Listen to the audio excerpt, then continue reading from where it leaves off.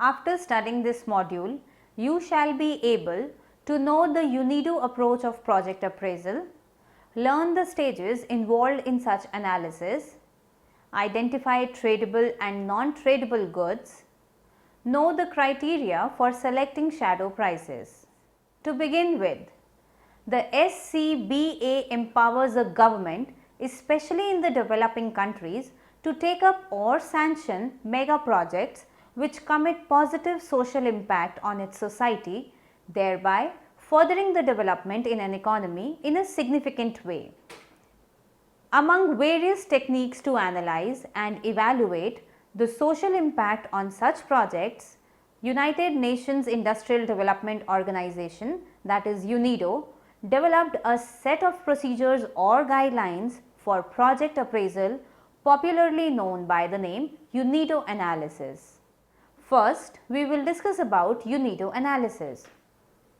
The UNIDO approach provides a comprehensive framework for SCBA in developing countries. In this regard, there are following two publications of UNIDO. First is the Guidelines for Project Evaluation of 1973 and second is the Guide to Practical Project Appraisal of 1978. The United Nations Industrial Development Organization, popularly known as UNIDO, has developed a comprehensive approach to the social cost benefit analysis. The approach is called UNIDO approach after the name of the organization. The approach has evolved through a series of symposia conducted by the UNIDO during the 60s. The final methodology of the project has been published by the UNIDO in the earlier part of the 70s. Now, we will discuss about the stages involved in UNIDO analysis. In order to measure the social benefit of the project, the approach provides 5 stages. Each of the 5 stages is based on modification of integrated standard analytical tables which along with the graphical analysis help the analyst to do a complete economic evaluation of a project and its quantifiable social impacts. It is quite obvious that a single project can be analyzed from different angles. It may be financial, economic, social, political, etc. The stages designed in UNIDO analysis have been designed in such a manner so that all the possible different angles may be considered for the project analysis. Since all the angles are required to be analyzed, all the 5 stages in UNIDO are relevant. The very first criteria for any project is financial profitability, which includes the technical and financial analysis. Now, this commercial aspect of profitability would be sufficient enough if the prices of the resources reflect the relative scarcity of the goods. This is possible in case of perfect markets only. But if the market is imperfect, the economic benefit analysis of stage 2 is required. Analysis is required for the impact of project on savings and investments, especially for the projects that generate benefits to the groups who save very little out of the additional income. That is, where there is a gap between the actual and the needed savings for investment. One of the steps of this approach is also related with the impact on income distribution, as the government gives the priority to increasing the income of the poor. It means the project should have its impact in such a manner that it should generate more than average benefits to either the very rich or to very poor. The approach also makes adjustment for the impact of project on social values. But it is obvious that this is required in special circumstances only, where the project produces, I repeat, where the project produces or uses a good whose social value is different from the economic value. The approach can be studied in the following stages, each of which leads towards a measure of the social benefit of the project. Next, we will discuss about fundamentals of shadow pricing. The second step of the approach requires the measurement of net benefits, in terms of shadow prices. That is why the basic concepts and issues relating to shadow prices should be discussed so as to calculate the same for the specific resources under UNIDO approach. The major issues are the following: the concept of tradability, the sources of shadow prices, the treatment of taxes, the choice of numeraire, and the use of adjustment factor. The concept of tradability. Tradability is related with the fact whether the goods can be imported or exported. When any country produces in excess of its requirement, the surplus is exported. On the other hand, if there is unsatisfied demand, the shortfall is mete out through import of that material. A good is said to be tradable if the good can be imported instead of domestic production and can be exported instead of domestic consumption. For example, if we consider the case of land, then it is not a tradable item. The economic opportunity cost or its real value to the country in terms of pure efficiency of such a good is the international prices. There are three main categories on the basis of tradability, that is, tradable non-tradable goods. Traded non-traded goods are tradable goods, traded goods, non-tradable goods, non-traded goods. Tradable goods. These are the goods which have the potential for being imported or exported. It is not necessary that these are actually imported or exported. Mere presence of capability is sufficient for being called as tradable. It implies that movement of these goods is possible in the absence of trade barriers such as tariffs and quantitative restrictions. Traded goods. These are those tradable goods which are actually traded, that is, imported or exported. It is very clear that some goods have the potential of being traded, but due to government restrictions in the form of trade policies, the goods are actually not traded. Non-tradable goods. These are those goods whose real domestic cost of production, together with its international transport cost, is too high to permit export and too low to make import attractive. Non-traded goods. These are those tradable goods which are actually not traded because of the trade policies of the country. The sources of shadow prices. There may be two cases depending upon the conditions of the market: perfect market conditions, imperfect market conditions.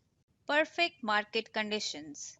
In the case of perfect market, the source of shadow prices would be its market price. When resources are not traded internationally, in a perfect market, the price that the consumers are willing to pay for one more unit would be exactly equals to the producer's cost of supplying it. That is, the marginal value would be equals to the marginal cost. When resources are traded internationally, in such cases, when the resources are traded internationally, the market price would also equal the relevant border price. But because of the existence of market imperfections like tariffs, quotas, and monopolies, distortions are created in demand and supply, and there is a little chance that the market will reflect the true economic value and cost of inputs and outputs. Imperfect market conditions.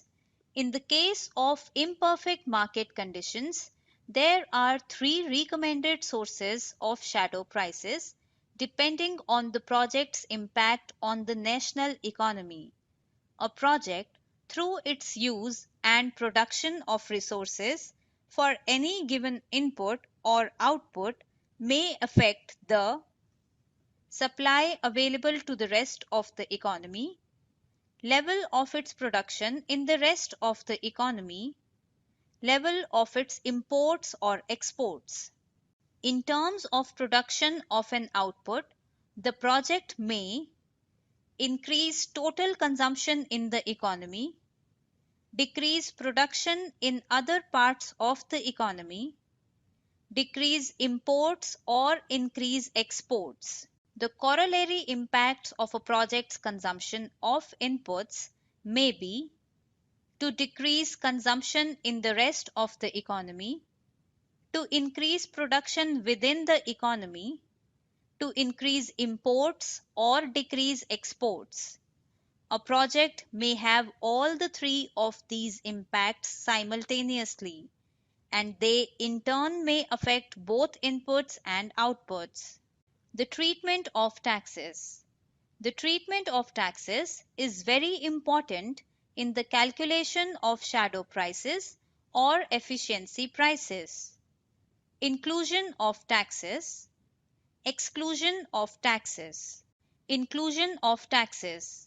When a project takes non-traded inputs that are in fixed supply away from other producers or adds non-traded consumer goods, taxes should be included as part of the indication of the consumer willingness to pay the marginal economic value. Exclusion of taxes. Taxes should be ignored for fully traded goods, and taxes should be excluded if the project increases the production by other domestic producers. The choice of numeraire. The determination of the numeraire is one of the foremost steps in the shadow pricing. We always require a unit of measurement for expression of values computed. The term numeraire is the determination of unit of account in which the values of inputs and outputs are to be expressed.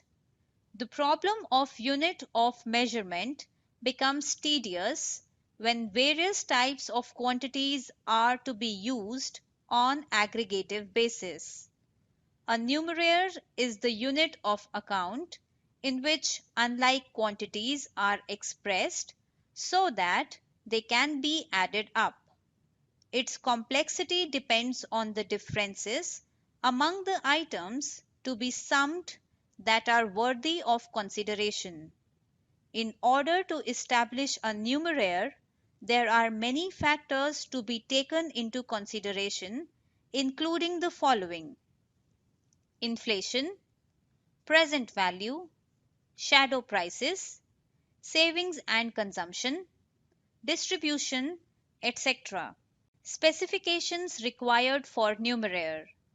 There are many specifications like the value and unit of currency, the relative price system, actual recipient on the basis of standard of living. When we want to use numeraire for the purpose of project analysis, considering the economic and social aspects, the above stated specifications are required to be embedded. In this regard, following specifications are relevant. A numeraire, if it is to serve the purpose of economic and social project analysis, must include specifications with respect to the following: the full specification of the UNIDO numeraire in terms of these criteria is the net present consumption benefits in the hands of people at the base level of consumption in the private sector in terms of constant price domestic accounting rupees. This stage produces an estimate of the project's financial profit when all inputs and outputs are measured at market prices. A wide variety of appraisals have been suggested to judge the financial profitability of the project. These can be classified into two broad categories as follows: discounting criteria, Non-discounting criteria. Discounting criteria: net present value, benefit cost ratio, internal rate of return. Non-discounting criteria: urgency, payback period, accounting rate of return. These appraisal techniques have already been covered in Module 19. This stage produces an estimate of the net present value of the project measured at efficiency price instead of market prices. In fact, the market prices reflect the shadow prices or efficiency prices only in perfect market condition. Selective shadow pricing of specific resources, non-tradable inputs and outputs. Selective shadow pricing. All the shadow prices should be derived from a comprehensive mathematical model of the economy. But this is theoretical view. In fact, there are two criteria to be taken into account. To ascertain which resources figure most prominently in the benefits and cost of the project at market prices, and to find out the resources whose market prices are significantly different from the shadow prices. These criteria should be noted that both these criteria must be applied simultaneously. There are 4 items for shadow pricing, namely main outputs, importable material inputs, major non-imported material inputs, and unskilled labor. Shadow pricing of specific resources. The guidelines of UNIDO talk about tradable and non-tradable inputs and outputs. The shadow price of a good, if it is fully tradable, is the international price. A non-traded good must be valued at its marginal economic value. Non-tradable inputs and outputs. The guidelines of UNIDO talk about the tradable and non-tradable inputs and outputs.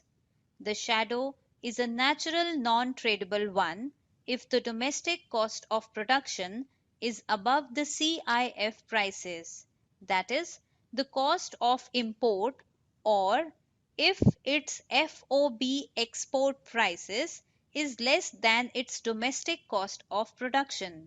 Externalities.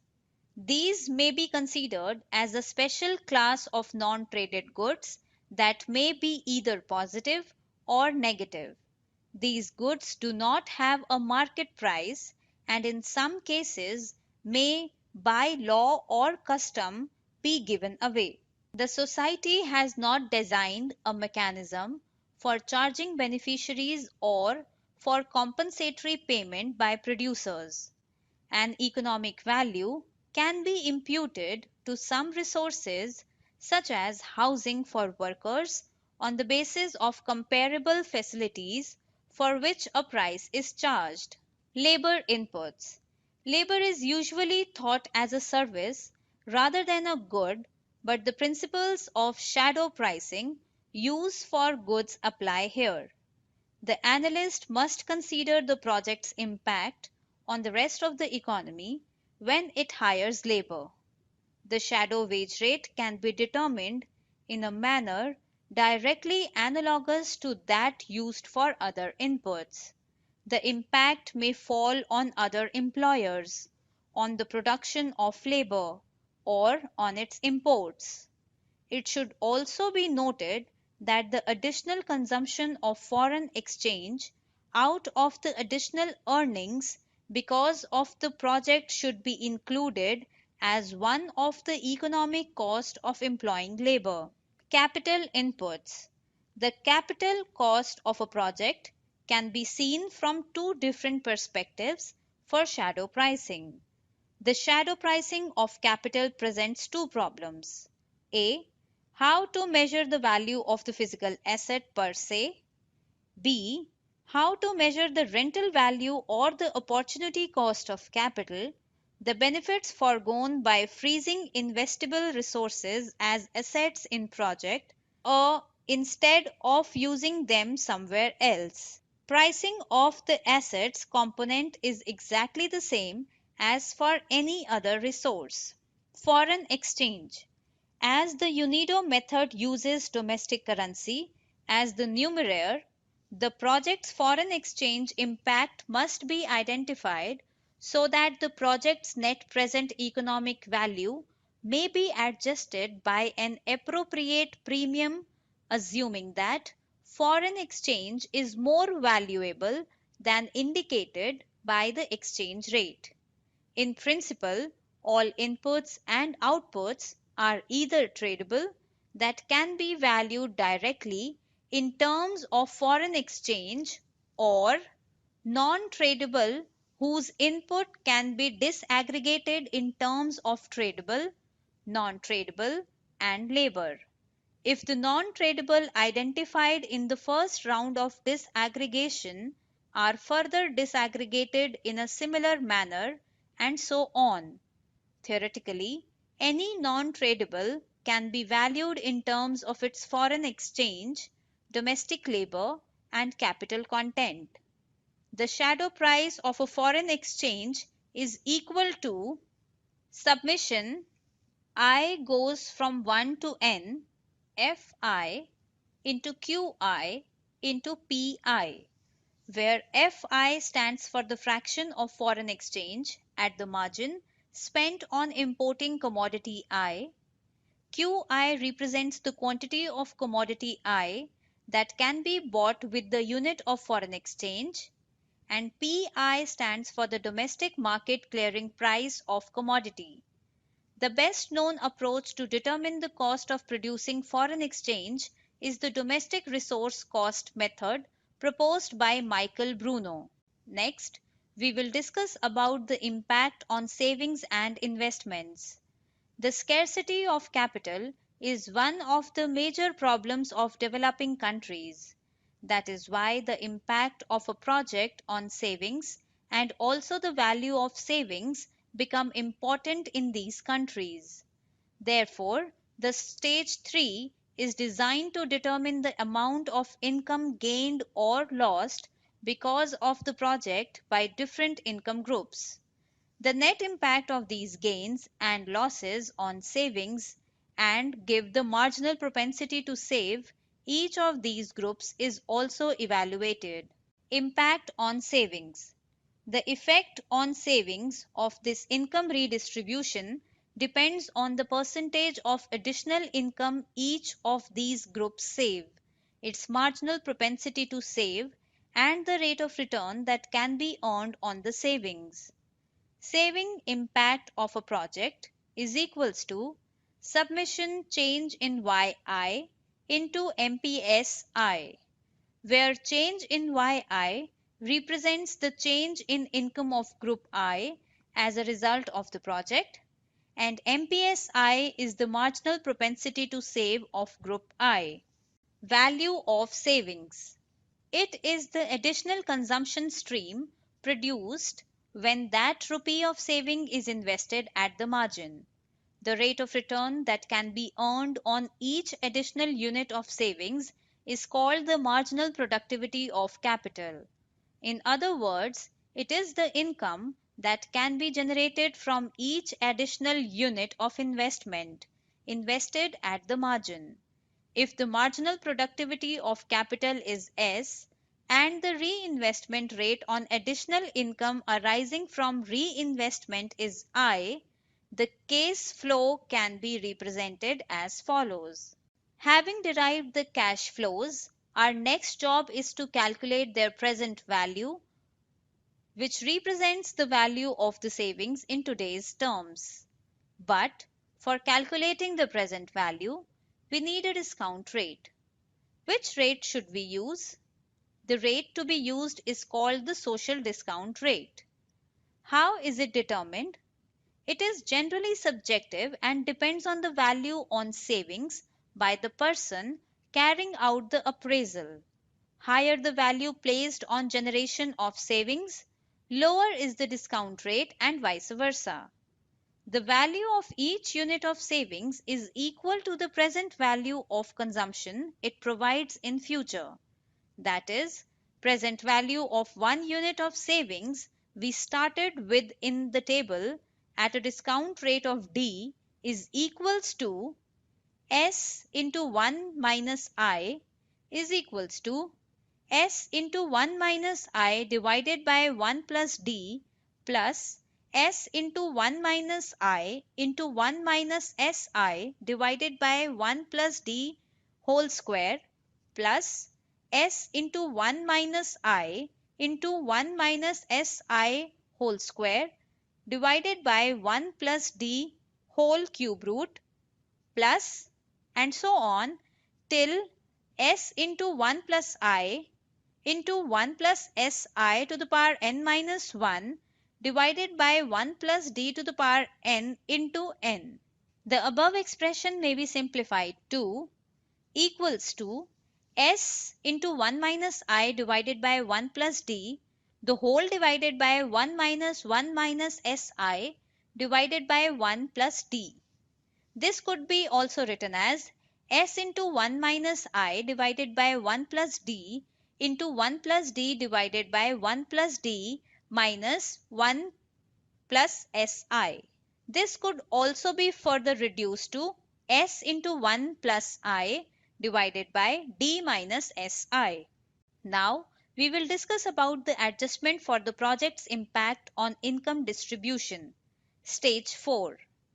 This stage is important to the extent of priority that the government gives to increase the income of the poor.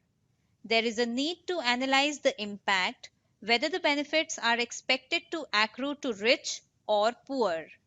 When the government has not been able to accomplish the distribution of income directly and efficiently through macroeconomic policy measures such as taxes and subsidies, then high priority is given on this aspect while selecting project.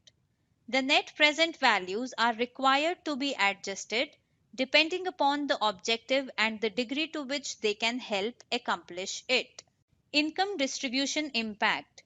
Since the project's distribution impact on income flow has been measured in preparation for stage 3, it is relatively easy to calculate. For the purpose, the target groups for income distribution are identified separately and the net gain or loss of income by each group is calculated. Estimation of distribution weights. The UNIDO guidelines suggest that weights can be determined through an iterative process between the analyst at the bottom and the planners at the top. The analyst has to determine the weights these planners implicitly assign when they accept some and reject others, using the preference revealed by the planners for projects with different net present values and distribution impacts. Distribution adjustment factors. The adjustment of the income of each group is done separately to reflect the differential social values. The outcome of adjustment is then added to the net benefit, taking income distribution into account. The income flow value are then multiplied by the adjustment factors and the product is added to or subtracted from the net present values which have been adjusted for savings impact to other social net present values that reflect the income distribution impact of the project. The adjustment factor will naturally be negative for income flows to the rich and positive to the poor. This stage will probably be needed only in unusual instances where the product produces or uses a good whose social value is different from economic value. Merit goods, demerit goods, procedure for taking into account the difference. Merit goods. If the social value of the good is more than its efficiency value, the good may be called a merit good, and an upward adjustment should be made. For instance, a country may want foreign exchange simply to increase its ability to withhold its exports for strategic political reasons. Demerit goods. If the social value of a good is less than its efficiency value, then that good may be called as demerit good, and a downward adjustment should be made. For example, a country may include tobacco or alcohol and luxury consumption items in this category. Procedure for taking into account the difference. The procedure for taking into account the difference between the economic and social values of a good is basically same as in the previous stages. The estimation of social value, the calculation of adjustment factor by subtracting unity from the ratio of its social value to its economic value. The efficiency price is then multiplied by the adjustment factor to obtain the adjustment. The final adjustment is then added algebraically to the net present value of stage 4. Let us now summarize what we have learnt in this module. The United Nations Industrial Development Organization has developed the approach called as UNIDO. The UNIDO approach provides a comprehensive framework for SCBA in developing countries. The approach can be studied in the following stages. The 5 stages of analysis combined with the technical and managerial analysis that must be part of the financial analysis complete the conventional project appraisal.